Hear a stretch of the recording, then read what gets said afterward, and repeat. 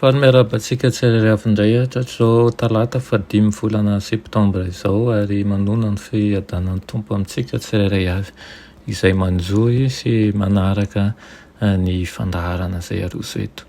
Alohan'ny hidirantsika ny amin'ny mofinaina io dia vavaksika. Velom-piderana ary verom-pisaorana anao izay iray tsara indrindra.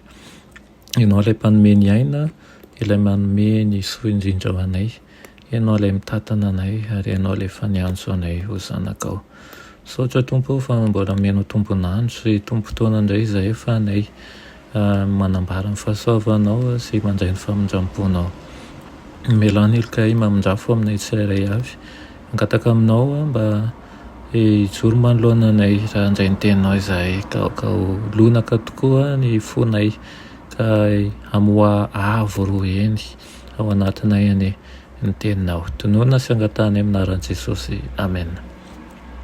Lohatenin'ny mofinainantsika androany dia manao hoe loharanon'ny famelan-keloka sy ny fiadanana.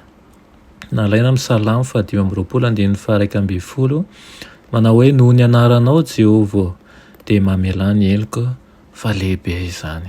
Amen. Nanatanjaka ny finoan'ireo mpino tao Korinto izy izay saika nanadinina andraikitra masina tolotry Kristy azy. Miaraka tamin'i Paoly ireo mpanampy malalany sy ireo mpino mahatoky ka nahita fialan-tsasatra ny fanahy izay efa nijaly sy torovana. Nandritra ny toerany tao Korinto dia nanam-potoana molavolana hevitra hiasana any amin'ny faritra midadasika kokoa i Paoly. Tsy niala tao an-tsainy ny faniriana akany Roma satria nanantena ny akany izy indray androany. Tena niriny fantatra kokoa ny ahatonga ny mpino kristianina ho tsara fanorenana ao amin'ny tanàna io izay nisan'ny fanta-daza indrindra eran-tany. Efa nisy fiangonana naorina tao amin'ny toerana io ka nantenainy ny fanampian'ireo mpino efa tao rahateo mba hanaovana ny asan'Andriamanitra any Italia sy ao manodidina azy. Ny fanomanana ny asa izay kasainy atao amin'ireo rahalahy izay tsy mbola fantany ny sasany dia nanoratra taratasy tamin'ny izy anambara amin'ny fikasana akao amin'ny renivohitra io sy ny fanantenany hanorina ny fanevany azy fijaliana any Espana. Nambaran'i Paoly tamin'ny epistily nosoratany ho an'ny Romanina ny fitsipika lehibe eo aorian'ny filazantsara. Naseho ny heviny amin'ny olana nisy teo amin'ny Jiosy sy ny Jentilisa ary nabaribariny fa ny fanantenana sy ny teny fikasana izay natao an'ny Jiosy ihany teo aloha dia atolotra ny Jentilisa koa ankehitriny. Tamin'ny fomba mazava sy mafonja tokoa no nanazavany amin'ny fanamarinana avy amin'ny finoanan'i Kristy ary nantenaina fa mba ahasoa amin'ny fampianarana nataony ho an'ny kristianina tany Roma koa ny fiangonana hafa. Kanefa mbola nampisalasala azy mafy raha mety hatakadavitra ny tena nambarany. Io fanazavany io no nampisinda ny aizina nanarina ny Saint Lutera. Io fahamarinana io ihany koa no nampiseho tamin'ny herin'ny ran'i Kristy manamarina ny mpanota.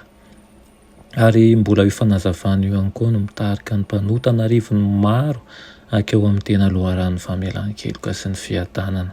Dia afatra izay mitondra fiadanana tokoa ary fampanantenana ao amintsika izay mbola miaina ankehitriny mba ahafahantsika mahatakatra ny fitiavan'i Kristy antsika ary koa mba hampazava ao anatin'ny saintsika fa mbola misokatra ao antsika ny varavara-pahasoavana ary nomena anjaran'izany isika izay maimaim-poana mba ahafahantsika misitraka an'izany fitiavan'i Kristy izany.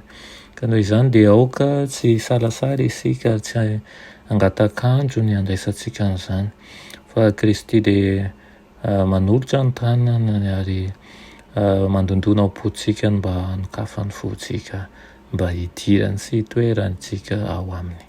Amen. Rainay masina tsara indrindra mbola misaotra anao ny amin'izany teninao izany amin'ity maraina ity. Mangataka aminao izay tompo mba handrisika nay mandrakariva, handray ny fahasoavanao ary koa handray ny fahamarinana avy aminao. Ka aoka ny famarinanao anie noraisina io zava-dehibe mihoatra lavitra ny zavatra ty tany ty, izay feno kalalao sy arafesina, ary koa feno fahasorenana sy ahiahy.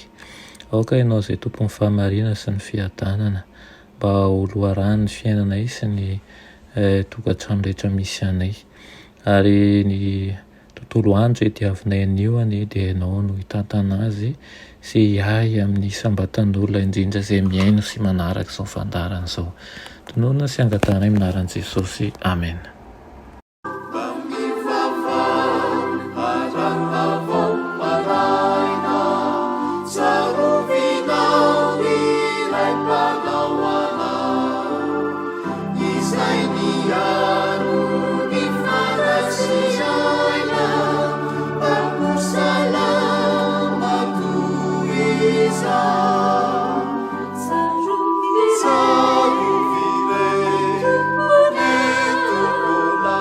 Savior.